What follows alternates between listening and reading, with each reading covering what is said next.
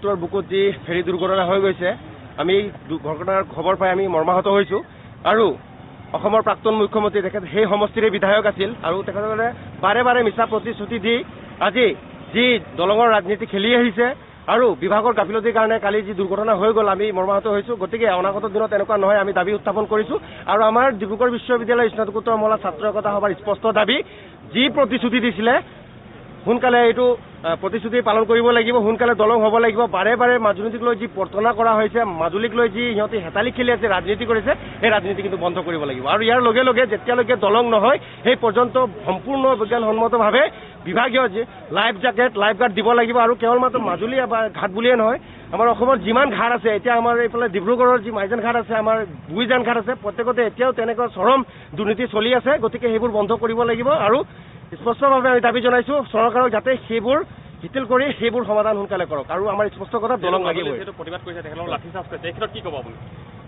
এই ক্ষেত্ৰত ক'বলৈ গ'লে আজি তেখেতসকলে আৰু পুনৰ ভুল কৰি আছে কাৰণ আজি মাজুলী ৰাইজে আজি খুব কৈছে কাৰণ ইমান আস্থা আৰু বিশ্বাসেৰে তেখেতসকলে আসন দিছিলে, তেখেতসকলে এই আসন তেখেতলোকৰ প্ৰতিশ্ৰুতি ৰাখিব পাৰিব লাগিছিল, তেখেতে নিজৰ প্ৰতিশ্ৰুতি ৰাখিব নোৱাৰিলে। কালি এনেকুৱা এটা ঘটনা হৈ গ'ল আৰু আজি আকৌ সেই সহজ সৰল ৰাইজক এই লাঠিচাৰ্জৰ কাৰণে দুৰ্ভাগ্যজনক কথা।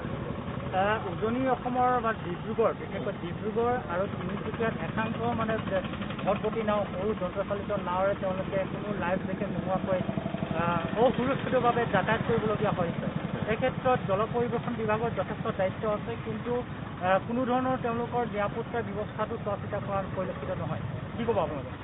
আচলতে এইটো জল বিভাগৰ এইটো গাফিলতি বুলি ক'ব লাগিব আৰু এই গাফিলতিৰ কাৰণে কালি তেনেকুৱা এটা ঘটনা হৈ গৈছে। যদি আজি তেখেতসকলে যদি নিজৰ এই ভুল স্বীকাৰ নকৰে, তেখেতসকলে যদি অনাগত দিনত যদি সাৱধানতা অৱলম্বন নকৰে পুনৰ এনেকুৱা ঘটনা হ'ব। গতিকে আমি এনেকুৱা ঘটনা হ'বলৈ নিদিওঁ, এয়া আমাৰ স্পষ্ট দাবী। যিসমূহ এতিয়াও তেনেকুৱা ঘটনা হৈ আছে চলি আছে অতি শীঘ্ৰে সেইবোৰ নিৰাময় কৰক।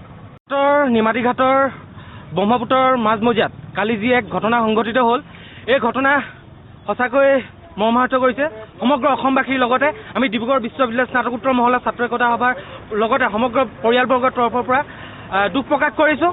তাৰ সমান্তৰালভাৱে জাতি কালি যি ঘটনা সংঘটিত হ'ল এই ঘটনা আমি কেতিয়াও ঘটনা বুলি স্বীকৃতি দিওঁ। এয়া হত্যাকাণ্ড, মাজুলীক লৈ কৰা ৰাজনীতিৰ কালি এক চূড়ান্ত পৰিণাম।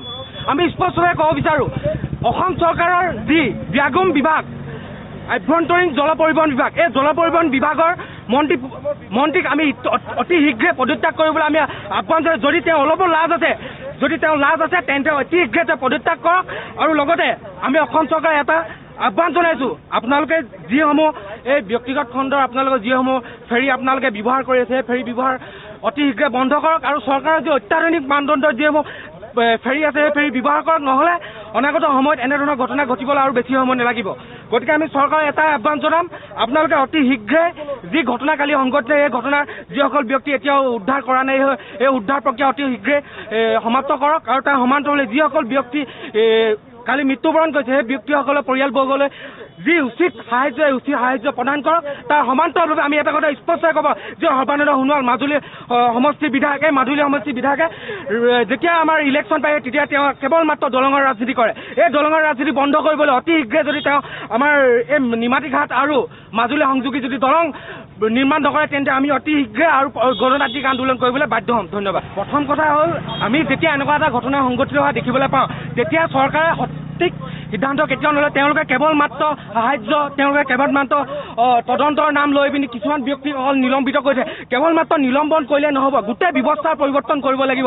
তেওঁলোকে কেৱল তদন্ত কৰি পিনি গোটেই পৰিস্থিতি সাম কাটিব বিচাৰিলে এইবাৰ যি ঘটনা সংঘটিত হৈছে এই ঘটনা যদি উচিত তদন্ত নহয় তেন্তে আমি ডিব্ৰুগড় বিশ্ববিদ্যালয় স্নাতকোত্তৰ মহলা ছাত্ৰ একতা সভাই দাবী আমি আৰু তীব্ৰ গণতান্ত্ৰিক আন্দোলন কৰিবলৈ বাধ্য